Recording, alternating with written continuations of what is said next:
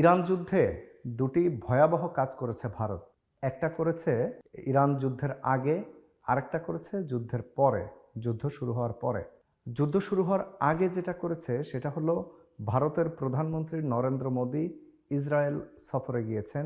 গিয়ে তিনি ইসরায়েলকে ফাদারল্যান্ড এবং ভারতকে বলে এসেছেন মাদারল্যান্ড। অর্থাৎ ভারতের মতো বৃহত্তম গণতন্ত্রের একটা দেশকে একটা গণহত্যাকারী, ইসরায়েলের মতো একটা গণহত্যাকারী দেশের সাথে তুলনা করে এসেছেন ফাদারল্যান্ড এবং মাদারল্যান্ড হিসেবে।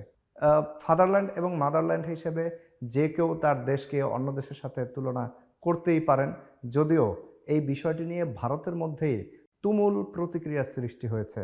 কারণ ভারতের ইতিহাসের শুরু থেকেই তারা ইসরায়েলের পক্ষ নিয়ে কখনো কোনো সরকার কথা বলেনি, বরং সবসময় বৃহত্তম গণতন্ত্রের দেশ ভারত নিপীড়িত এবং মজলুম ফিলিস্তিনিদের পাশেই ছিল।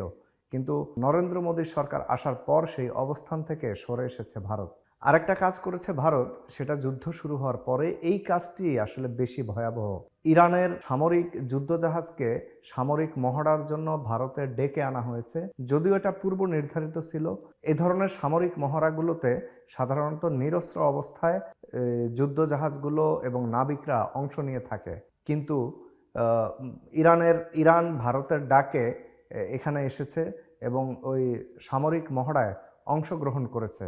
কিন্তু সামরিক মহড়ায় অংশগ্রহণ করে ইরানে ফেরার পথে যে ঘটনাটি হয়েছে, যে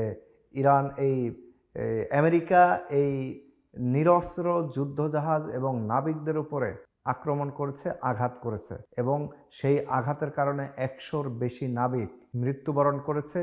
অথচ ভারত এই ব্যাপারে কোনো প্রতিক্রিয়া জানায়নি, যে তার অতিথি তার ডাকে এসে নিরস্ত্র সামরিক মহড়ায়, এবং সেখানে আমেরিকাও অংশগ্রহণ করেছে, যদিও তাদের যুদ্ধজাহাজ শেষ মুহূর্তে আসেনি, কিন্তু তাদের নাবিকরা বা তাদের সামরিক অফিসিয়ালরা সেখানে এসেছিল। কিন্তু এমন একটি পরিস্থিতিতে আমেরিকা জানতো যে এই বিষয়টি হচ্ছে টোটালি সামরিক মহড়ার একটি যুদ্ধজাহাজ, এটা কোনো অস্ত্র শস্ত্র নিয়ে যে যুদ্ধের কোনো অংশ হিসেবে কিন্তু তারা ছিল না। এবং এই ভারতে সামরিক মহড়ায় অংশগ্রহণ করে যাওয়ার পথে হলো তাদের উপর অ্যাটাক হয়েছে, হামলা হয়েছে, এবং এর পরে 100-র বেশি নাবিক মারা গেছে। শ্রীলঙ্কা উপকূলে এই আঘাত আসার পর শ্রীলঙ্কা এই নাবিকদের এবং যুদ্ধজাহাজ নাবিকদের অনেককেই তারা উদ্ধার করেছে এবং চিকিৎসা দিচ্ছে। অথচ বিস্ময়কর ব্যাপার হলো যে ভারতের ডাকে এসে সামরিক মহড়ায় অংশ নিয়ে যাওয়ার পথে আক্রমণের শিকার হলো, এবং এত নাবিক মারা যাওয়ার পরও ভারত তার অতিথির উপর আক্রমণের বিষয়ে কোনো ধরনের প্রতিক্রিয়া এখনো পর্যন্ত, অফিসিয়াল প্রতিক্রিয়া এখনো পর্যন্ত দেখায়নি, বা কড়া প্রতিক্রিয়া যেটা বলা হয় এ ধরনের কোনো কিছুই দেখানো হয়নি।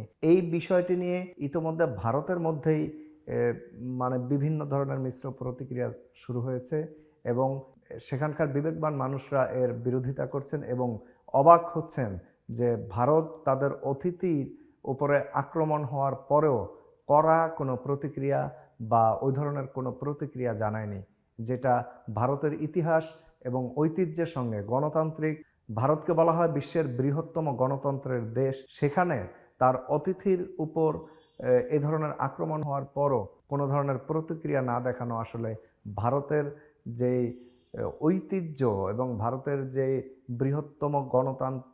বৃহত্তম গণতন্ত্রের দেশ হিসেবে তাদের যেই সুনাম রয়েছে, সেই সুনামের ব্যাঘাত ঘটিয়েছে এই বর্তমান বিজেপি সরকার।